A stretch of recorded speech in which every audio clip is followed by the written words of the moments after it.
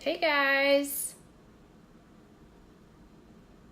Not sure if I'm live. Oh, I think I'm live.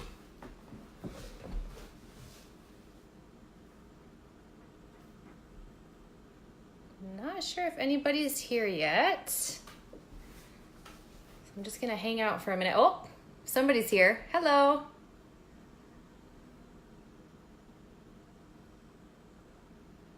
I have no clue how this works, but I can see that somebody's here.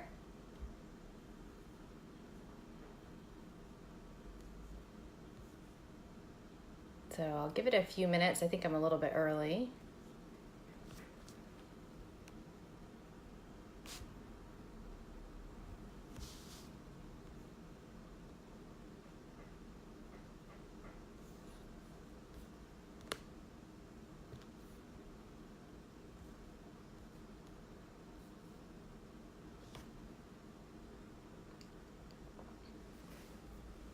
All right, I'll give it one more minute. We're at 4:59.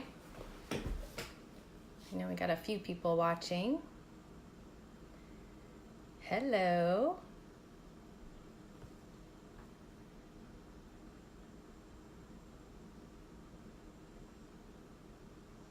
All right.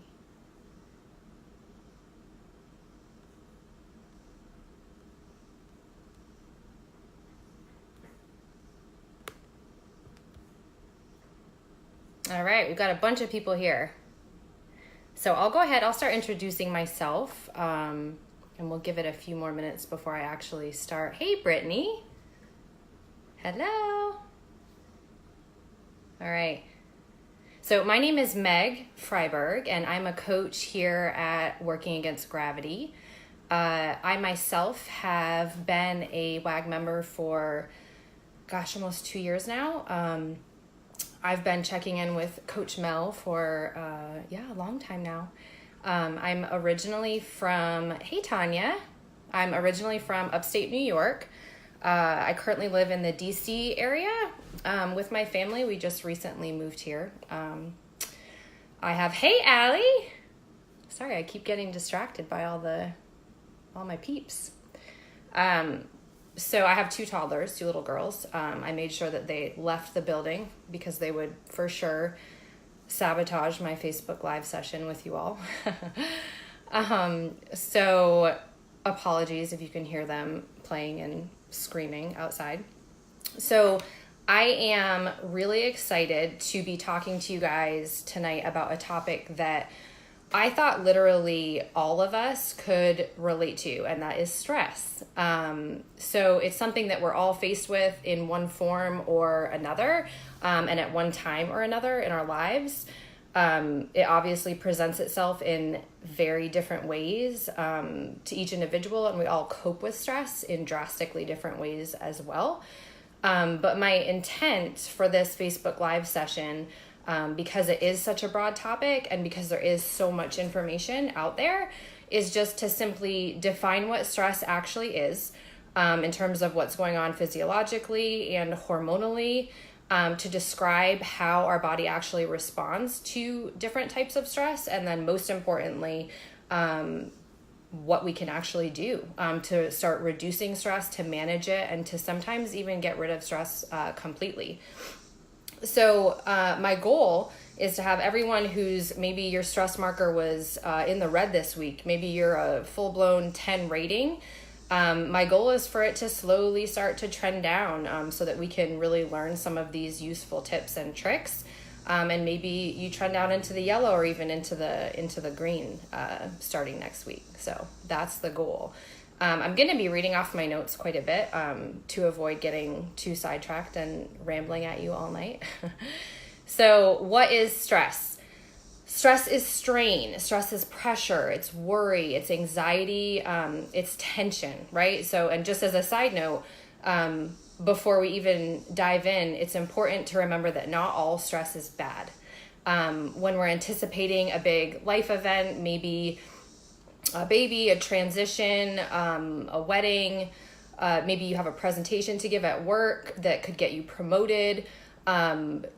if you're an athlete and you're competing, there's always an element of stress involved here as well. But oftentimes it's actually a good type of stress. So like for me, the 30 minutes leading up to this Facebook Live session was a little bit stressful. I was like, I don't know how to do Facebook Live. I've never done it before. I don't know how many people are going to be watching. I don't know if I'm going to be stumbling over my own words. So because we feel that pressure or that tension that revolves around anticipation of a certain outcome, just because we want to do a good job, this often allows us to kind of just step up to the plate. And it more often just gives us the drive that we need to perform at our best.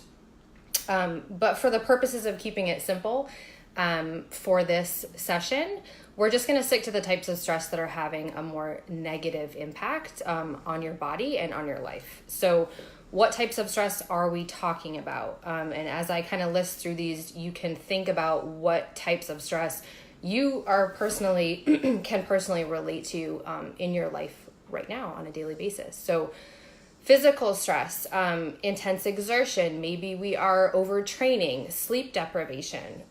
This is a big one that we'll touch on a little bit later as well when we talk about our tips. When our body isn't getting enough rest, this causes a lot of stress on our body. Travel is a form of physical stress. So maybe if we're switching from different time zones, sleeping arrangements, again, while you're traveling, anything that kind of throws your body out of its regular routine in a negative way. Mental stress, so worrying, working really, really long hours, having demanding projects or deadlines, just general anxiety, and things like that are considered mental stress. So emotional stress, anger, maybe you got in a fight with a family member or your significant other, guilt, fear, maybe you're having trouble in your relationship, you're going through a breakup. All these things put a significant amount of stress on your body, and sometimes without you even realizing it. There are some more obvious types of stress that are still kind of noteworthy. Traumatic stress, obviously, if you sustain an injury, if you are recovering from a surgery or an illness. Chemical stress, so this is an important one that might not immediately come to mind, but too much caffeine or too much alcohol, these put actual chemical strain on your body. And nutritional stress as well, which is interesting. This is a form of stress that we usually put on our body very indirectly or without even realizing it, because it's things like food allergies, vitamin, mineral deficiencies. They can cause a lot of problems that you might not even know that you need to address until you start maybe working with a nutrition coach, doing a program like WAG, and you start to notice some trends happening there with how you're feeling. So how is stress actually affecting your body, and what hormones are involved in our stress response? This is a little bit more of just the science-y stuff behind it, just because I think it helps to have a better understanding of what's actually going on in our body and the whys of what we're experiencing, because then it's easier to feel like we have some control over how we respond to that stress. And it's really just being able to acknowledge when the impacts of stress are starting to set in and then taking action to combat it, as opposed to just getting hit with a ton of stress. It's piling up and you're kind of feeling like you're drowning in it without knowing what to do. So your body is essentially hardwired to react to stress in these kinds of primal ways that are meant to protect you against threats from predators or real life-threatening situations. Obviously, these types of threats are pretty rare today. Like the chances of me walking down to the metro here in DC and getting attacked by a bear are pretty slim, hopefully. But that doesn't mean that life is free of stress. So what that means is our bodies still respond to stress as if we're under attack. So when we face multiple demands every single day and stress is piling up, even if they might seem like minor hassles to us, your body is going to treat these as real threats. So as a result, your body might start to feel like it's constantly under attack. If you encounter a perceived threat, so say you're going for a walk in the morning and a huge dog comes around the corner and starts barking at you, or maybe that bear that was chasing you down to the metro, your brain is going to set off an alarm system in your body when you encounter a threat like this. And so a bunch of nerve and hormonal signals, this alarm system tells your adrenal glands to release a surge of hormones, to release the stress hormones, including adrenaline, which is also known as epinephrine, and cortisol. So what is cortisol? This is something that a word that you've probably heard a lot in reference to when we talk about stress. It is also something that maybe your coach has talked with you about. It is the primary stress hormone, and its job is to increase the sugars in your bloodstream, which actually enhance your brain's use of those sugars, of that glucose, so that you can make quick decisions if you're in a situation like that. And it also will increase substances that repair tissues. Okay, so your body is kind of in attack mode. Cortisol also minimizes functions that your body might consider non-essential during one of these stressful situations. So it will actually shut down your immunity and your digestive system. So your body is essentially going into survival mode when you're in one of these when you're in one of these super stressful situations. So also adrenaline, we kind of all know what adrenaline does. It increases our heart rate, it elevates our blood pressure, and it boosts our energy supplies. So once a stressful episode is over, say that dog runs away or that bear runs away, cortisol levels should fall. They should start to come down. But if the stress doesn't go away, a person's stress response kind of gets stuck in this on position, and cortisol remains elevated. And this is where the problem lies. Because again, the body's stress response system is supposed to be self-regulating.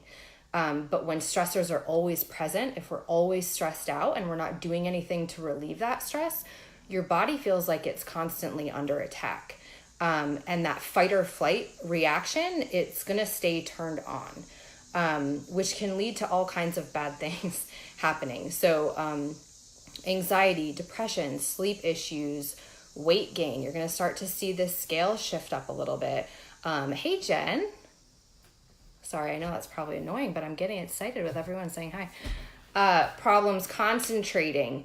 And a big one is digestive problems. So again, there's a couple different things that start to happen with digestion. Digestion kind of shuts down when you're going through a really stressful situation. So that means that you're not absorbing the nutrients that you need to get out of your food. It leads to constipation. You're going to feel gassier or bloated. Stomach pain, and again, you're going to start to probably see the scale start to trend up a little bit, or you can lose weight as well, but generally we can start retaining a little bit more water. Stress also affects our gut immunity, so it can wipe out a big portion of our good gut bacteria. And the reason that this is important is because that can really weaken our immune system and just overall it start increasing inflammation in our body, which we don't want. So eating foods that contain probiotics can really help, like yogurt, limiting refined sugar. So if you can kind of stay away from those more processed carbs, they actually feed the bad bacteria in your gut, which cause lower energy. They can affect your mood, and they can also obviously affect weight gain as well. So last thing I just want to touch on with digestion is that when you're experiencing a lot of stress, and you're eating too fast, you're eating when you're feeling really upset, or you're eating too much just in one sitting, you're eating larger portions in general, it can cause your metabolism to actually slow down. So the best state for our body to metabolize food is when it's present and it's relaxed. And it's important to note too that stress can have the opposite effect on your digestive tract. So for some people, it can cause food to move way too quickly through our system, which doesn't leave any time for your body to absorb those nutrients. And this can lead to those nutritional deficiencies that we were talking about. So the main takeaway from the more sciencey explanation is that you can be doing everything right. You can be hitting your macros, you could be on point, and you can be feeling like you're really dialed in. But if you have a lot of stress in your life that isn't being addressed, it can cause a lot of problems. And this is also going to in turn lead to a ton of frustration. So now we know what stress is. We know why it's bad. And so I want to kind of dive into how we can start reducing it. And again, the answer is going to be very dependent on the individual. So it's different for everyone, but hopefully at least one of these out of my top 10 list will resonate with you or stand out to you.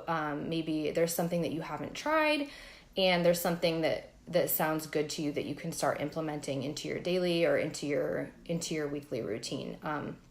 Also, this certainly does not have to be limited to just 10. So if you have something that has really helped you, that has really done a lot of good for you personally, please add it to the list.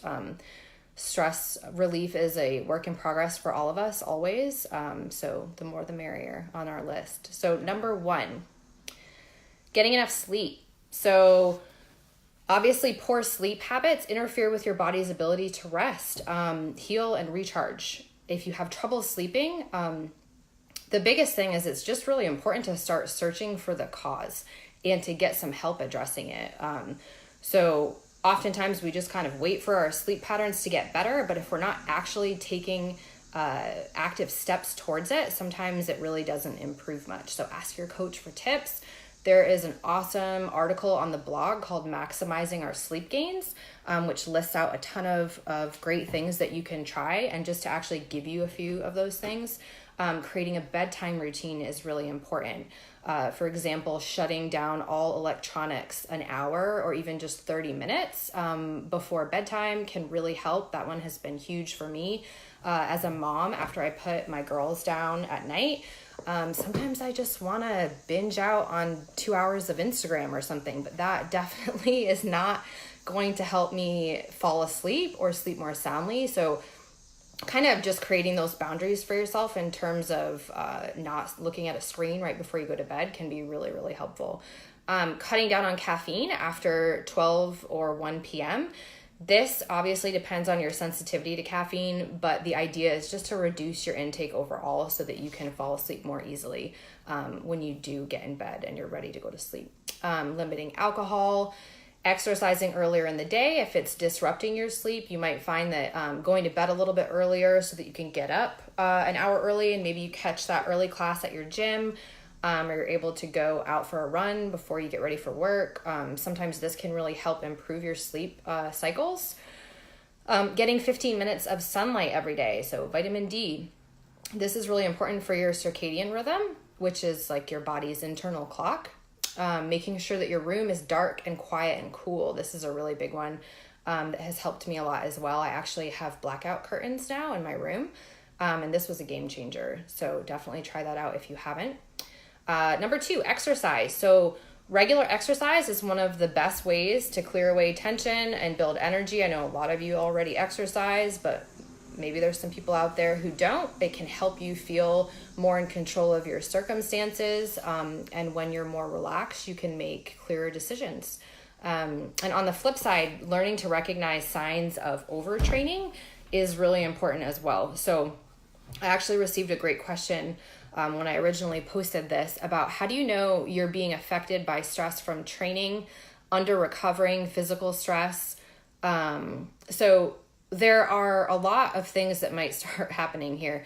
You might start noticing you're getting sick more, right? Lowered immunity. Maybe you're getting injured more often. You're noticing more nagging injuries that just aren't going away or they're getting worse. Maybe you're less motivated. You just don't feel like going to the gym. You don't feel like training as much. You're not sleeping as well. That's a big indicator. And you're just generally more irritable too. Can be a sign that you are overtraining. If you're sluggish, maybe you're experiencing some more soreness than usual. And then a big one is just your performance might feel like it's falling off a little bit. You might just have several workouts in a row where you just don't feel like yourself. You're not firing on all cylinders. So this is where those recovery days come into play and are so important. We don't make any gains when we're run down. So you have to allow your body to recover from the stress that you put on it from training. And actually, another one of the WAG coaches, Coach Alexa, did an awesome WAG Live session about the importance of recovery days. So I highly encourage you guys to check that out if you haven't already. I actually can link you to it when we list out our steps after we finish up. Number 3, practicing relaxation exercises. Breathing and meditation exercises can help you let go of a lot of emotional stress and allow you to actually experience some moments of calm and of inner peace. So this is really important because that quiet space where nothing is happening is really where the healing process begins for a lot of people and can really reduce your stress levels. Michael Cashew actually just did a WAG Wednesday video called How to Be More Mindful Through Meditation.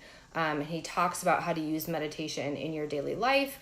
So this is another one that I can actually link you to when we finish up and we list those. So I really encourage you to check that video out. It was really cool. He shows you kind of exactly how to get into meditation. Insight Timer is a great app that you can just download on your phone.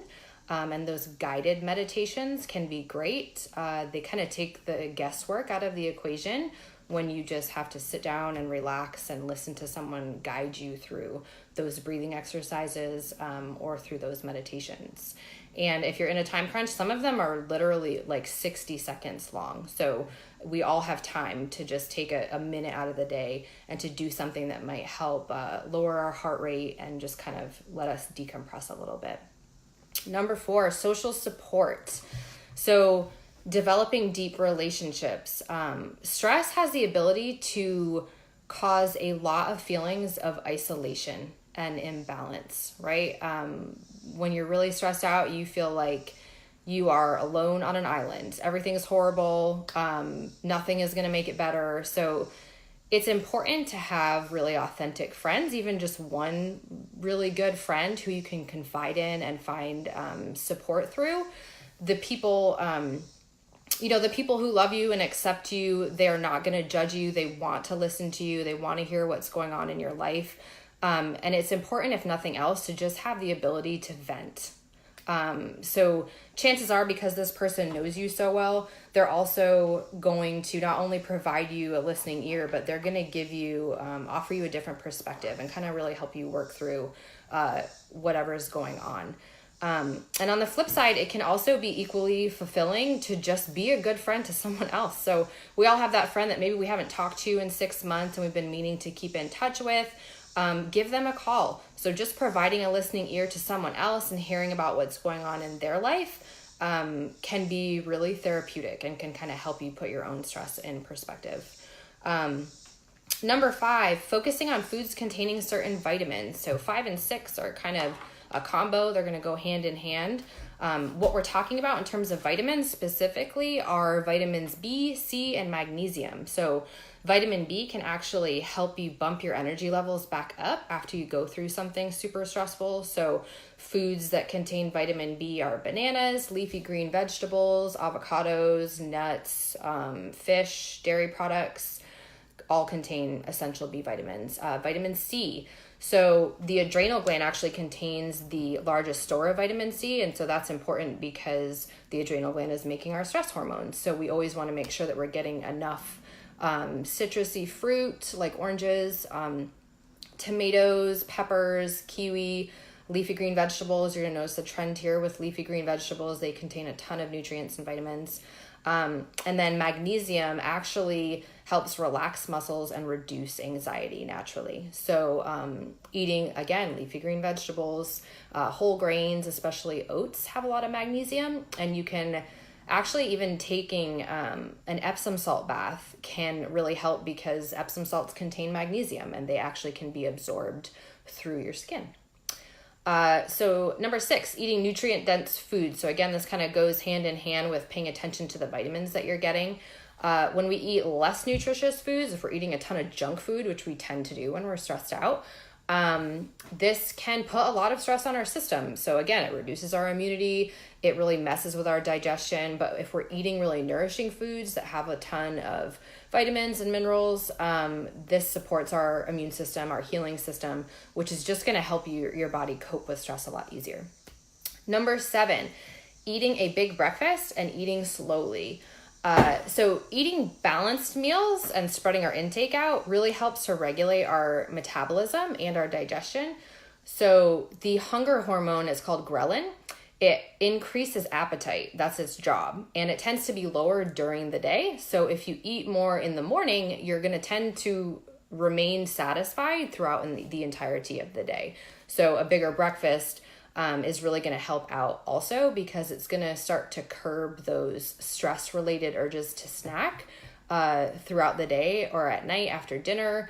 So the more that we can spread out our intake, we're going to in turn really help to regulate our hormones and our stress hormones. So you can kind of nip those cravings in the bud. Number 8, laughter and having more fun. So this is a combo. This may seem really simple or one that's kind of self-explanatory, but it's something that a lot of us talk about doing, but we don't actually take any action with. So laughter decreases your stress hormones, which is pretty self-explanatory, but it actually also improves your resistance to disease. So just going to see a funny movie, going to a comedy show, turning on some Kevin Hart or something that is just funny on Netflix. Laughter truly is the best medicine because it triggers the release of these endorphins, and endorphins are just your body's feel-good hormones. So they promote an overall sense of well-being, and they can temporarily relieve pain, and they're just going to help lower your stress levels in general. And then when it comes to having more fun, I just often will challenge my clients to pick something that is completely unrelated to what they do for a living, to what they do at work every day, and do that. So if you work a desk job all day, or you're in an office, go outside, plan a hike, take your dog to a park, go for a bike ride, anything that's fun. But make sure that you schedule that time into your evening or into your weekend, because distracting yourself like this actually will stop you from thinking about whatever is really stressing you out, as opposed to some of us might want to just go home for the weekend and hang out on the couch and just kind of try not to think about what's stressing us out. Well, if you can actually take active steps to distract yourself and go out and do something totally unrelated to whatever it is that is stressing you out, oftentimes you're going to help those stress levels come down. Number 9, putting it in perspective or changing our perception. So this one, for me personally, I find to be the most useful, and this is one that I use on a daily basis. Something that I've been trying to be more conscious of is how important it is to learn to respond to stress instead of just reacting to it. So there's a difference between responding and reacting to stress. A lot of my clients have heard this speech before, so this will just be a review. But think about it like this. A reaction to a stress is saying, screw it. It's saying, I'm going to go grab a box of cookies or a pint of ice cream. I'm going to skip the gym. I don't want to work out. I'm going to go out and drink half a bottle of vodka or something. I'm so stressed out. I don't even want to think about it. I'm just going to say, screw it. So reacting is the impulsive action. And a response to stress is just taking the time to stop, to breathe, and think about, how can I alleviate this stress that's being caused by whatever the issue is. Maybe I go for a walk. Maybe I book a massage.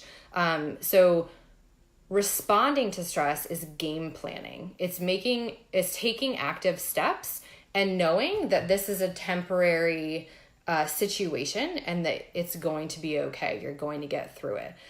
So responding to stress as opposed to reacting to it is a way that it allows us also to just put stress in perspective and see it for what it really is, instead of kind of carrying around that feeling of hopelessness.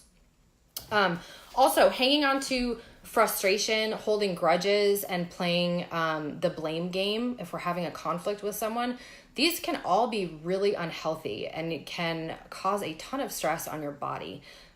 So when you can take a step back from these things, these little misunderstandings that you might have with people, just look at the big picture, you can kind of start to see those challenges as more as opportunities for growth and for learning. What can I do to change this? How can I grow from this really annoying thing that just happened to me that's bothering me? So do whatever you need to do to kind of find and experience some self-love and some self-worth, because things like keeping a gratitude journal are really helpful.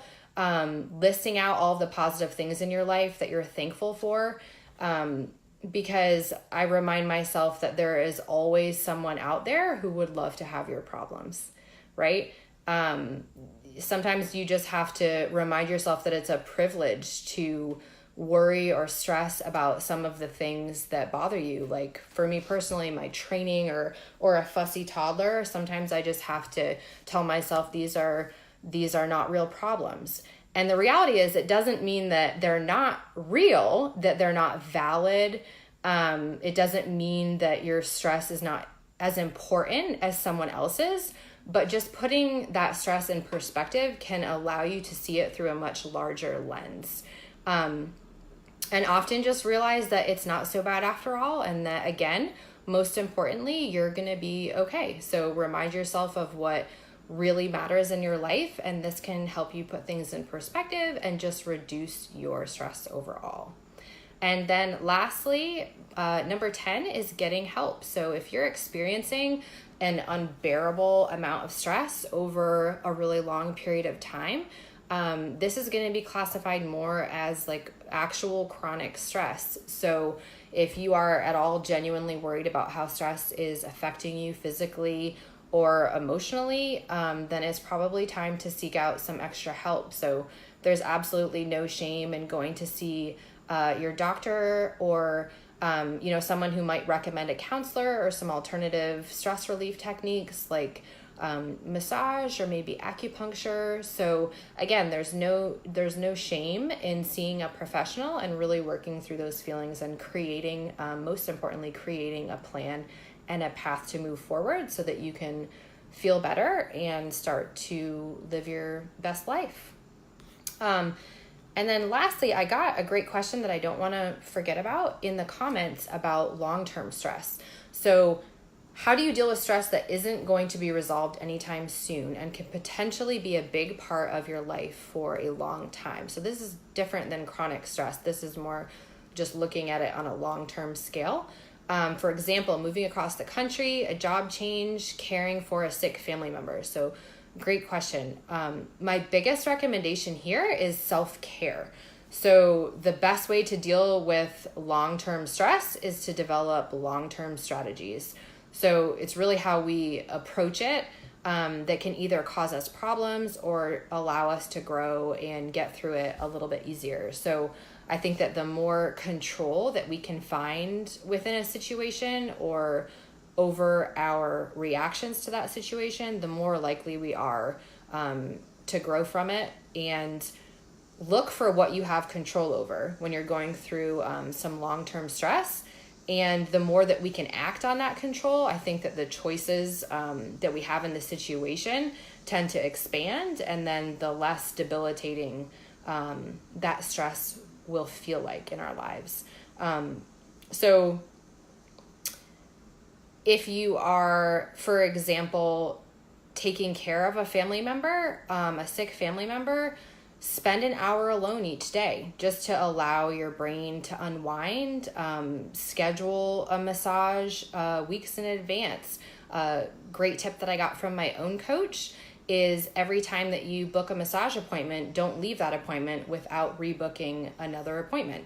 If you have those things already scheduled and on your calendar and penciled in, you're much more likely to practice that self-care and really be more proactive in doing things like that for yourself so that you can manage that long-term stress. So just in summary, there is really nothing super groundbreaking about any of these tips, but I think the biggest takeaway for you guys is just to challenge yourself to really put them into practice. Think of it like an assignment, like assigned cardio with your macros. Again, everybody's answer to reducing their stress and to finding ways to move past it is going to be completely different, but start putting some of these tips into practice. And if you have any questions, please comment below and I will answer them and get to them as soon as I can. And I thank you guys for tuning in. I hope I didn't take up too much of your time, and I hope that you have a wonderful weekend and that you do something relaxing and fun. I'm just going to make sure nobody had any other questions.